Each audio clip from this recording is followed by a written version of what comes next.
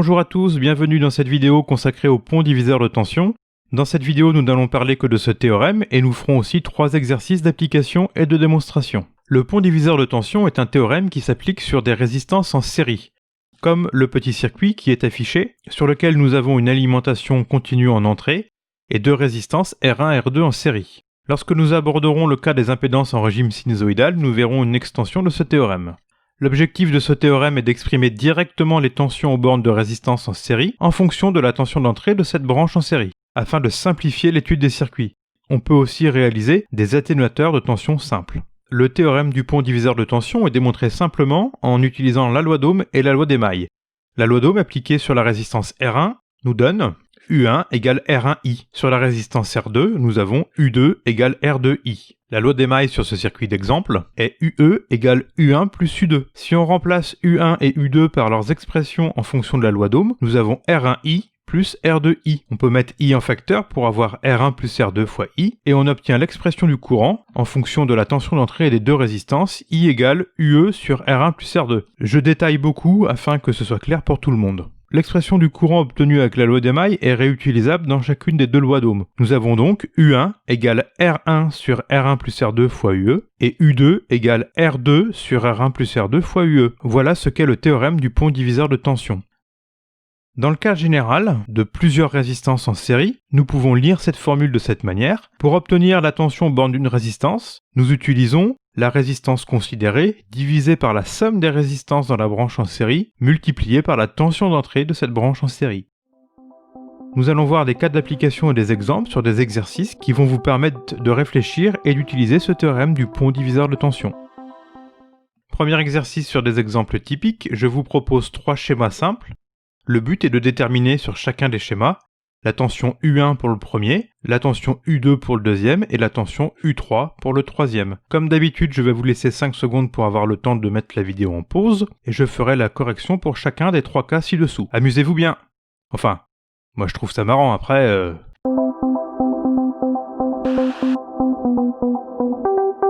Premier schéma. Eh bien, on a l'application du pont diviseur de tension que j'ai abrégé par PDDT.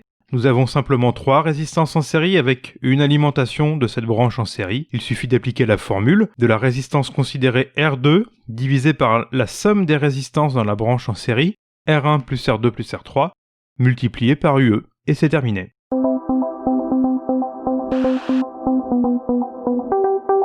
Deuxième circuit, il y a 2 alimentations. Alors nous verrons une autre technique qui s'appelle le théorème de superposition qui est utilisable lorsqu'il y a plusieurs alimentations. Mais dans un cas aussi simple que celui-ci, nous n'avons pas besoin du théorème de superposition, on peut directement s'en sortir avec la loi d'émail et le pont diviseur de tension. Il faut réfléchir à chaque fois en se posant la question, quelle est la tension qui alimente la branche en série, c'est-à-dire uniquement les 2 résistances considérées. La tension va être prise entre les 2 points que j'ai affichés, entre le point A et le point B. Cette tension, je l'ai notée UAB. Ça, c'est la tension qui alimente les 2 résistances en série. Cette tension est déterminée très simplement avec la loi d'émail. On va avoir UAB égale UE1 moins UE2. On applique le pont diviseur de tension en utilisant cette tension intermédiaire. Nous allons donc avoir U2 égale la résistance considérée R2 divisée par la somme des résistances dans la branche en série, R1 plus R2, multiplié par la tension qui alimente cette branche en série, UAB. On peut remplacer UAB avec son expression en fonction de la loi d'émail. Nous obtenons donc R2 sur R1 plus R2, le tout multiplié par UE1 moins UE2. Il ne faut surtout pas oublier les parenthèses autour de UE1 et UE2, parce que sinon le résultat est faux, et ça donne n'importe quoi.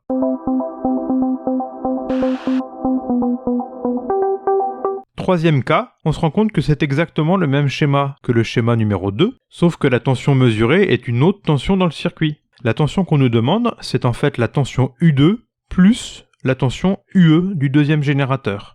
Nous n'avons rien d'autre à faire que ça, puisque nous allons utiliser le résultat du cas précédent, R2 sur R1 plus R2 multiplié par UE1 moins UE2, auquel on ajoute UE2.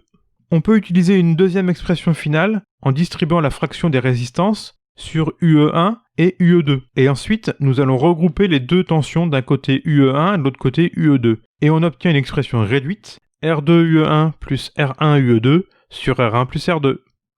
Deuxième exercice, j'ai mis ce titre « Ne tombons pas dans un piège » parce que souvent les gens qui débutent en électronique ont du mal avec la notion de série, de parallèle et ne sont pas attentifs à ce genre de choses et vont faire une grossière erreur sur ce circuit. Je vous propose de déterminer la tension U1 aux bornes de la résistance R1 en fonction de UE et des autres résistances et en utilisant le pont diviseur de tension. Je vous laisse réfléchir et après on fait une correction.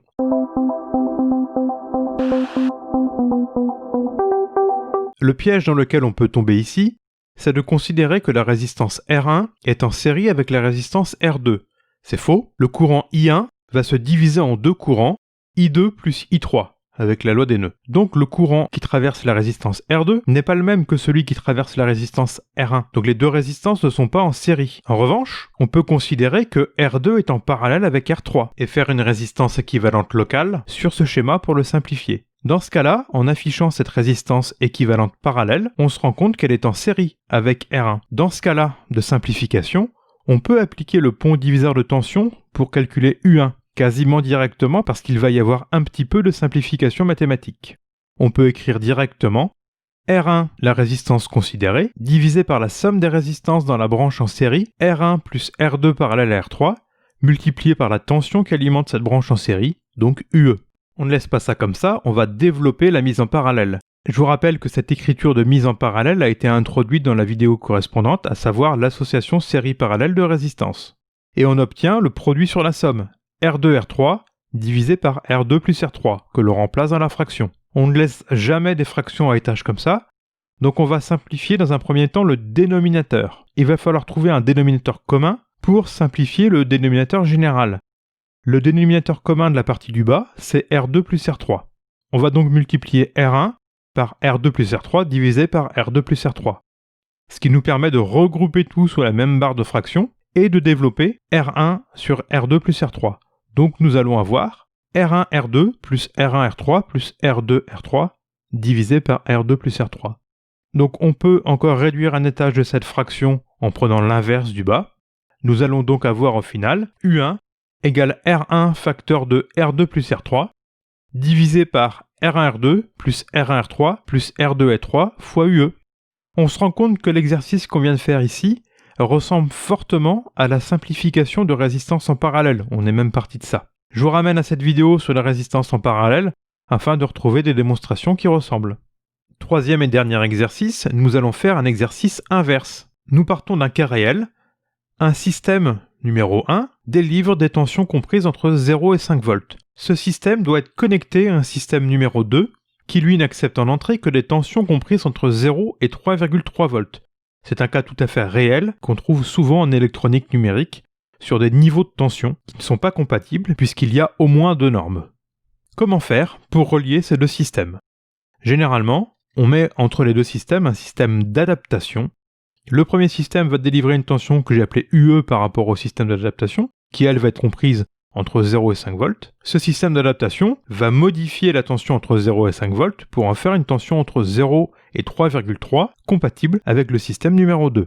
Le système d'adaptation va un peu dépendre de ce qu'on a comme système numéro 1 et comme système numéro 2. Le plus simple, si c'est compatible, c'est d'utiliser deux résistances en série, qui vont nous permettre d'abaisser le niveau de 5 à 3,3 volts.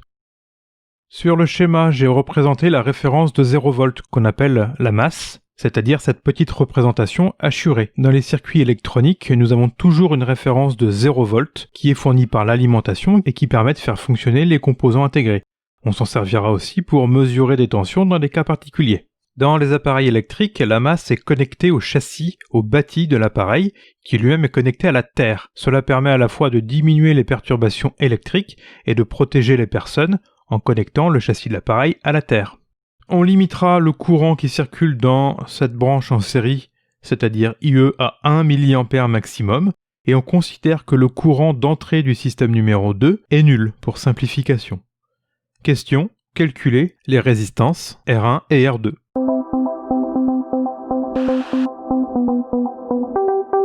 Première remarque sur le circuit et les consignes. Si IS égale 0, ça veut dire que R1 et R2 sont en série, car il y a le même courant qui va circuler dans les deux résistances, c'est-à-dire IE. Dans ce cas-là, on peut appliquer le théorème du pont diviseur de tension. Si IE doit être inférieur à 1 mA, alors avec la loi d'Ohm, on peut dire que R1 plus R2 doit être supérieur ou égal à UE sur IE, c'est-à-dire supérieur ou égal à 5 divisé par 1 milli, donc 5 kΩ. Dans ce cas-là, on va avoir plusieurs solutions possibles, parce que plusieurs combinaisons de résistance peuvent donner cette condition. On peut appliquer le point diviseur de tension, ne nous privons pas, nous allons donc avoir US égale R1 sur R1 plus R2 multiplié par UE. On ne cherche pas à calculer ni US ni UE, parce que ces valeurs on les a, on cherche à calculer R1 et R2. Donc on va modifier cette équation pour avoir R1 sur R1 plus R2 égale US sur UE. Je remplace par les valeurs maximum, 3,3 divisé par 5 égale 0,66. Alors on pourrait faire un choix de composants tout de suite, puisque 3,3 divisé par 5 en série E24, on pourrait dire que R1 égale 3,3 kΩ, et on ajoute à ça une résistance de 1,7 kΩ pour donner 5 au dénominateur. 1,7 kΩ, ça n'existe pas en série E24. Par contre, on peut faire 1,6 kΩ plus 100 ohms, et on a la solution au problème. On va avoir un abaisseur de tension qui va nous faire la compatibilité entre un niveau 5 volts et un niveau 3,3. Il y a des cas où c'est pas aussi simple, où les solutions vont pas être directes en lisant l'équation.